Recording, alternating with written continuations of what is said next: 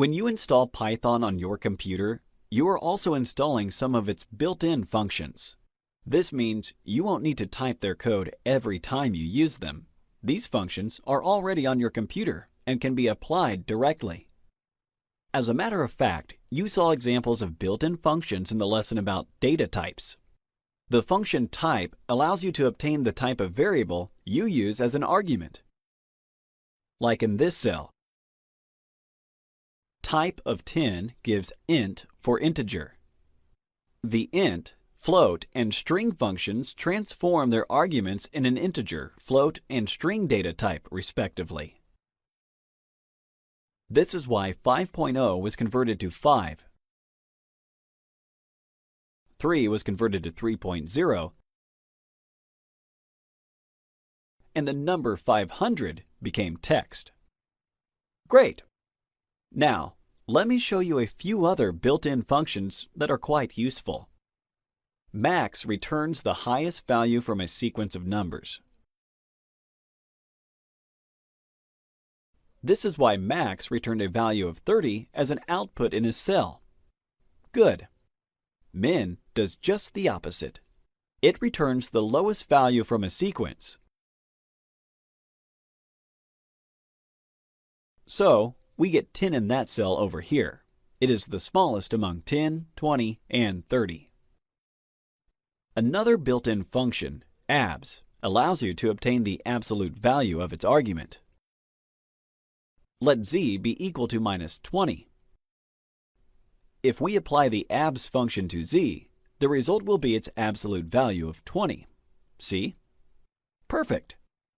An essential function that can help you a great deal is sum.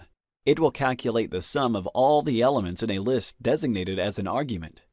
Consider the following list made of 1, 2, 3, and 4 as its data. When I type SUMLIST1, my output will be equal to 1 plus 2 plus 3 plus 4. The sum of these numbers equals 10. Round returns the float of its argument, rounded to a specified number of digits after the decimal point. Round 3.555 with 2 digits after the decimal point will turn into 3.56. If the number of digits is not indicated, it defaults to 0. 3.2 is rounded down to 3.0. Great! If you are interested in elevating 2 to the power of 10, you know you could type 2 $10. You can get the same result if you use the PAL function, which stands for power. Write PAL and in the parentheses specify the base and the power, separated by a comma. In our case, 2, 10. Execute with Shift and Enter, and voila! 1024. And what if you wanted to see how many elements there are in an object? The len function, as in length, is going to help you do that. If you choose a string as an argument, the len function will tell you how many characters there are in a word.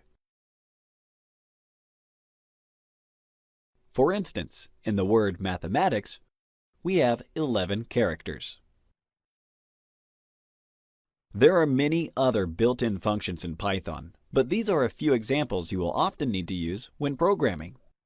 Thank you for watching.